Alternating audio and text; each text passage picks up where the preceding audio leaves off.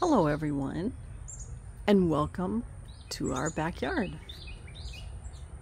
It is the end of June, and so that means it is time for my June garden tour.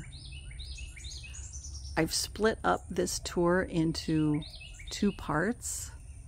The first part I did was the sunny part of my gardens, which is over on this side. And today I'm going to focus on the shady part to the garden, or the areas that are in part sun. My name is Crystal, and I garden in Zone 9 south of Houston, closest to the Texas Gulf Coast. We have heavy clay soil, we have high temperatures, very high humidity, and most of the time lots of rain. So those are our challenges. Today's garden tour, I am going to focus over here. Let me get closer.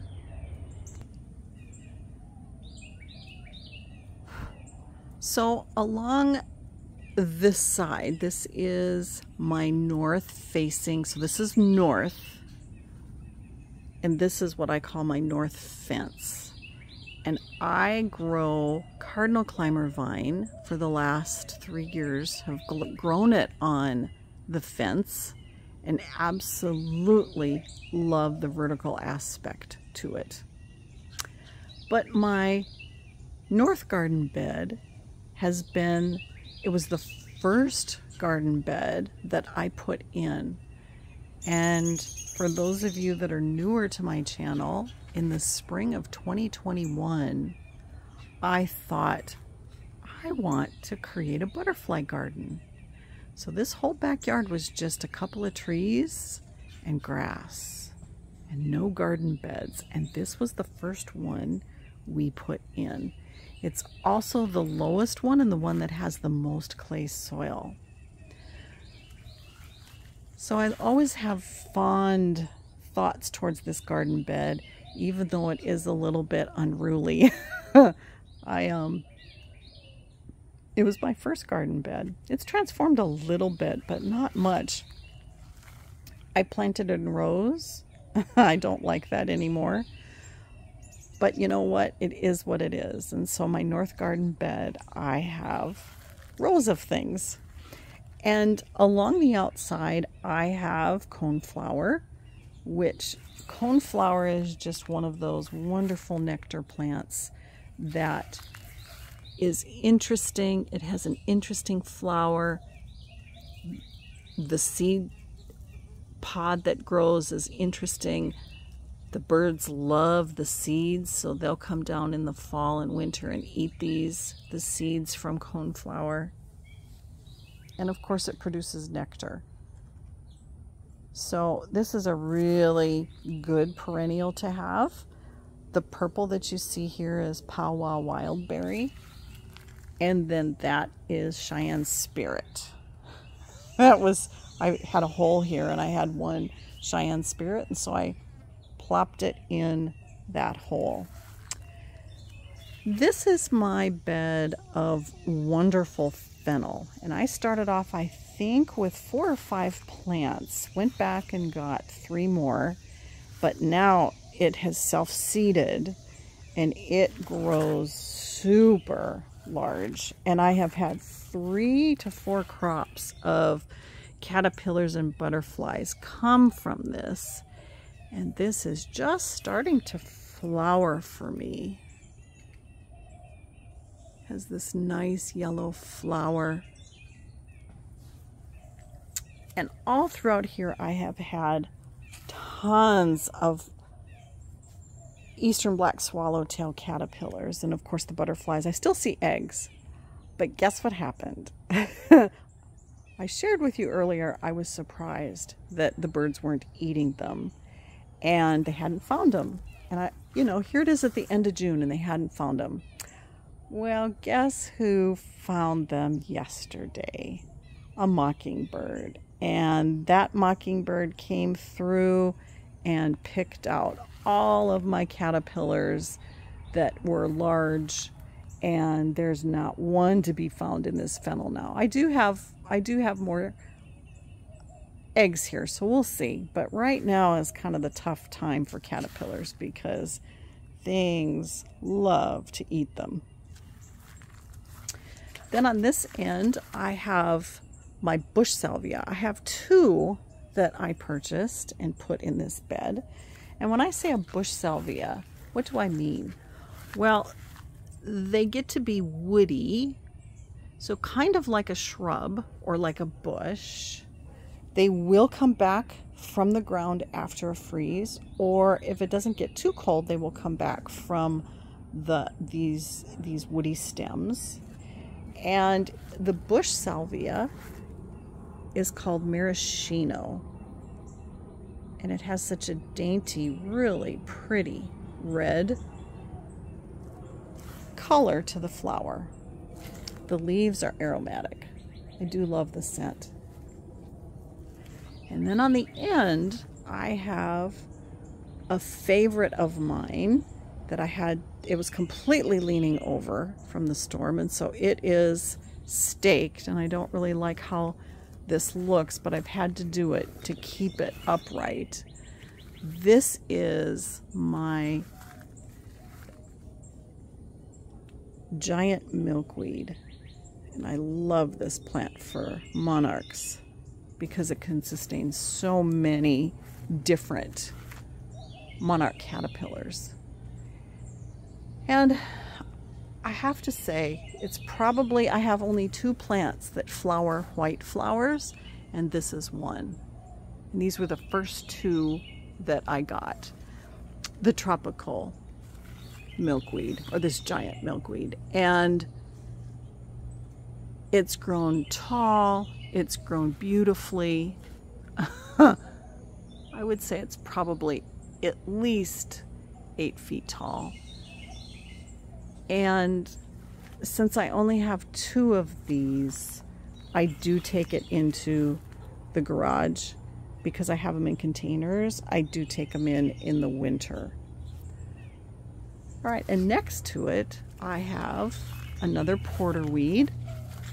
This is an unusual, it's more like a lilac colored porterweed flower. And I try to have porterweed in all segments of my garden just because of all the pollinators that it supports. You can see those bloom spikes go way into the air. And on this end, I have a cassia bush or a senna bush. It is the host plant to our sulfur butterflies. And I had a lot of, I guess, freeze damage because a lot of the limbs froze. And so I didn't cut back because I wanted to see if there was anything that would grow. And I do have a couple that have some nice growth tips. But I was a little bit surprised to see the freeze damage that I had on this cassia plant. Okay. I'm going to come through this way. See this porterweed? There is a bumblebee. Now he's down at the salvia. These bumblebees love all these flowers. And then on this side, I have a rue plant. And rue is one of those plants that is a host plant. I have this purely because I don't have any citrus in the yard, and the giant swallowtails lay their eggs on citrus, but they also in a pinch will lay their eggs on rue. And I have had giants, not a lot, but I've had a few giants lay their eggs on this rue plant. It is a little tucked away here, so kind of hard to get at, but that's only been like this for the last couple of weeks because I've had to move things around a little bit. And of course, Mystic Spires is just a plant oh, that is so prolific, and it's just gorgeous, and it flowers and flowers, and you just can't go wrong with Mystic Spires salvia. And then I have a Henry Dewberg down here, which is native to Texas. It's a type of Salvia farinaceae. It doesn't bloom as much as Mystic Spires, and it's right next to Mystic Spires, but it's somewhat holding its own. And now I'm going to go down here. And down here I have some milkweed, along with a giant that came back from the freeze. And this milkweed is blooming. It is Augustifolia, I think, milkweed. It's a very narrow leaf. It is native to Arizona, and I just think that flower is so pretty. I've had a couple of monarch caterpillars on it, so we'll see how this performs, because I've taken out all of my tropical milkweed. And then on the edge I have some host plants, and I also have a butterfly favorite. Not great lighting here, but this blue butterfly clerodendron has such a pretty blue color, blue and white, and it's such a dainty flower. It's pretty. And I'll get questions asked from commenters on if these are planters. These are not planters. All they are is plastic border that locks together. So they fold and lock, and you can make them basically any rectangular shape that you wish. And we plant our cardinal climber in here, which is a little bit above ground, and it's purely to protect it from the weed whacker. And so I plant the cardinal climber all along the fence in these, and it grows so wonderfully. And isn't it fun to find a plant that you can grow from seed that will do this? I like it. Those of you that have watched my videos this spring, you know I tried something new, and that was planting caladium bulbs. And I had 5 different types of caladium bulbs that I had gotten from Costco. So instead of planting cardinal climber on the east fence, because it didn't get a whole lot of sun, I decided to go with caladiums. And I really like how this looks. I like how it looks because I can see it whenever I'm in the house, and they're large. They're growing large. I just think that they're really interesting. Next year though, I might plant both because they aren't going to interfere with each other. So we'll see. And then next to it is the shade bed. And this is one of my favorite areas of the garden to look at. I'm going to come around towards the front. And the reason it's a favorite is because I love the colors, the textures. It does get some morning sun. I like the drama that it provides. And there's just so much color that explodes out of here. Let me show you the vantage point. So this is what I see, and the angle and direction that I see when I look out either my kitchen window or the patio. And I find the coloring and the heights and the textures to just be really fun.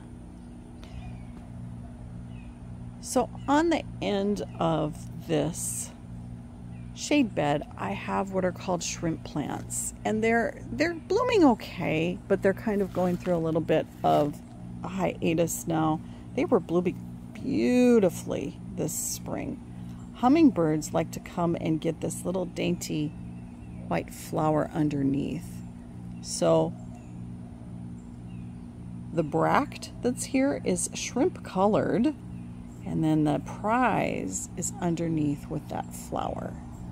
And so this is a pollinator plant. It's also a host plant, same as the Flamacanthus. It's a host plant to the Texas crescent butterfly. So I have those two on the end. And then I have coleus and caladiums. And I have different color coleus because I just like different colors in this garden. So I have a combination of in containers, which adds some height, as you can see back here. And they do get morning sun, and so they're kind of, I need to come around and I turn them frequently because of how they face the sun. I'm going to come around to the back side. And you can see from this back side, they like to look out or look up at the sun here. They get some really nice morning sun, and then they're shaded in the afternoon. And so I have this Blair's Witch that is getting some nice morning sun. It's supposed to have a little bit better color on it than I'm seeing here. So I guess time will tell in the summer as we heat up if that's gonna be the drama that I was hoping to see. But when I take a look at this bed, I've got gorgeous caladiums tucked in here, different color of coleus. This coleus is an AAS winner. It is called Beale Street from the Main Street series. And I have tried a couple of different, this dark maroon colored coleus, and they revert back to their, or I guess to their parent colors. And I've been somewhat disappointed with that. But this Beale Street so far is holding its own very well. And that is one of the selling points to it. So I hope to have Beale Street from now on because I really, really love the color contrast. And this is the first year I've grown Beale Street, and it's the only AAS winner for coleus. I did grow this last year, and this is a coleus called Riverwalk. I love the color.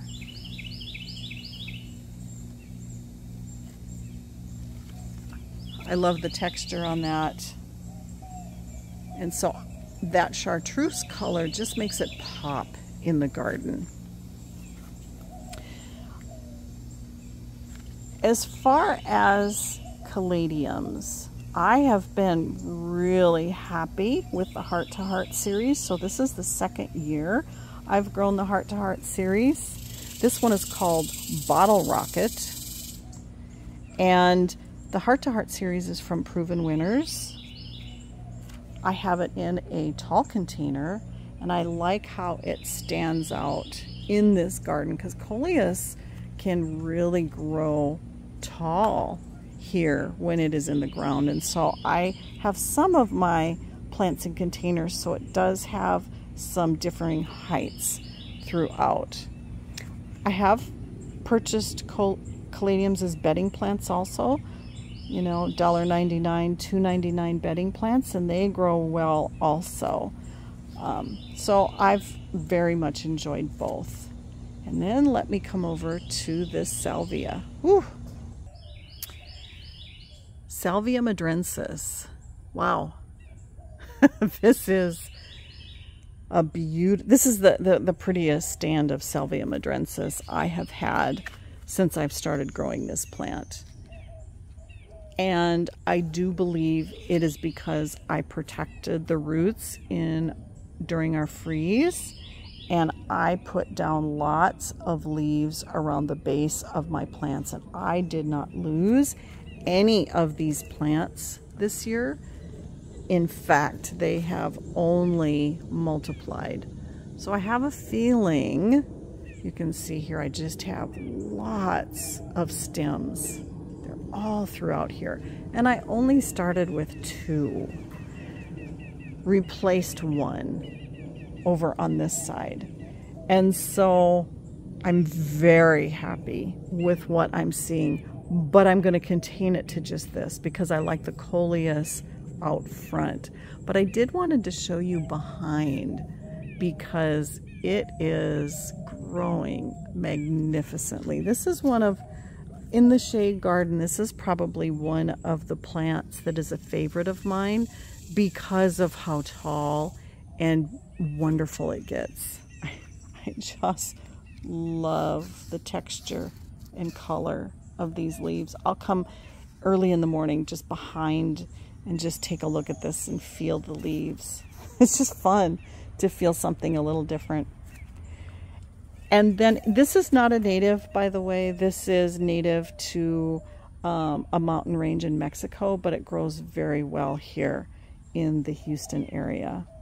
And then tucked away down here, I have some Turk's cap that I grew from seed. And this is its second year. It's come back. So we'll see how that does.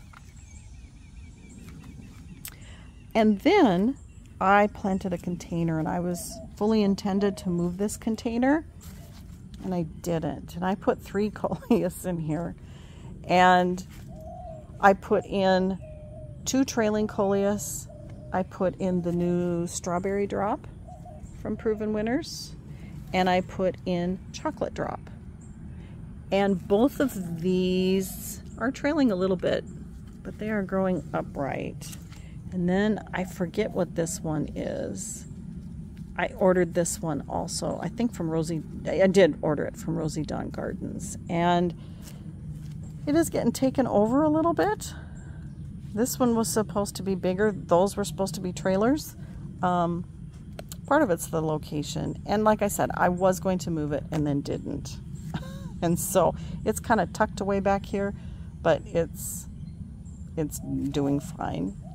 And then I have a chartreuse color and green color coleus. And I just thought this was an interesting coleus. I have it in a container, kind of on the edge to provide a little bit more interest. So there it is from the front next to my red tip tree.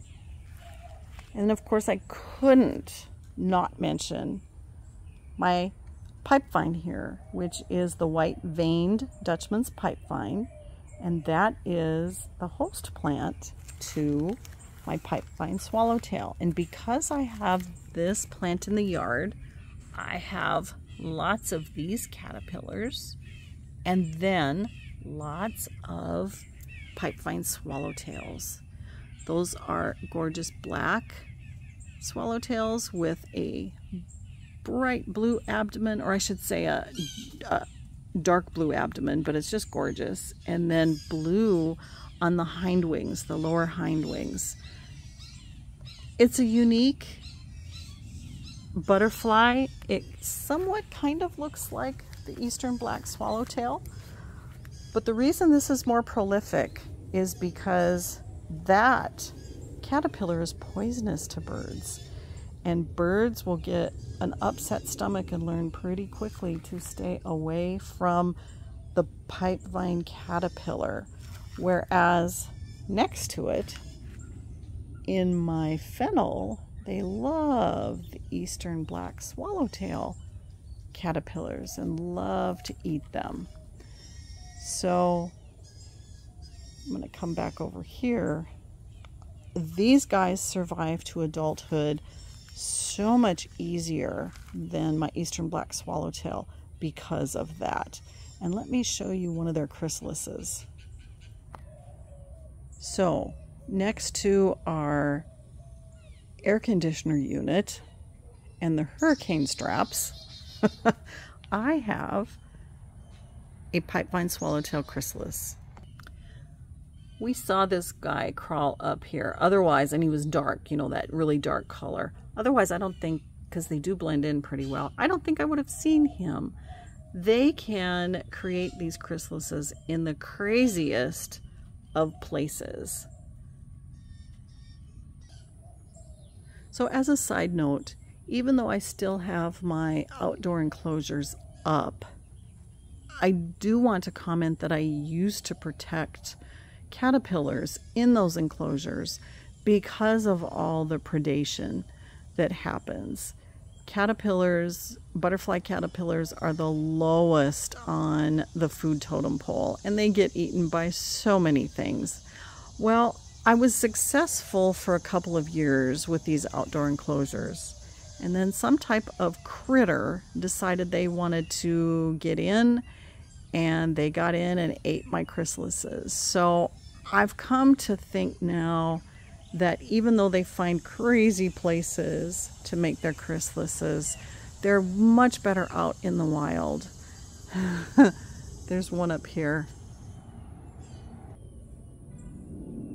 He's also, let me zoom in.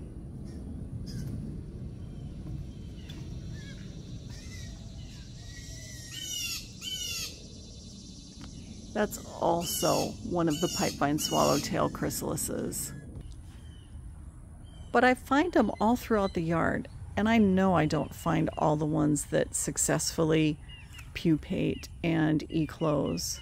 But you know, that's okay. I think they have a much better chance than they did being enclosed. So while I did release over 100 monarchs last year, and I certainly haven't seen the monarchs this year like I had last spring, I am I'm just letting all of the butterflies be out in the wild.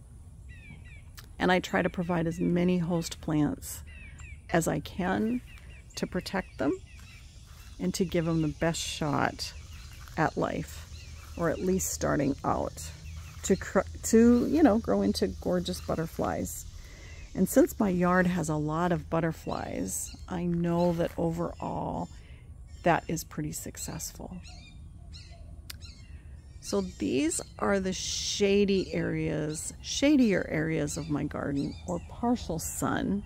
I'm going to turn over to the north bed here. The north bed gets some really good morning sun, and then way over by the fence it gets some very good sun also. But this side is more shaded, and that's because of my beautiful bald cypress tree and then the Chinese tallow tree. So that does cast shade down on this side of the bed where the coneflowers are. Very good. Well, thank you for joining me today as I went through the shadier areas, or the partial sunny areas in my garden. I hope you all have a great day today, and I hope to see you again soon.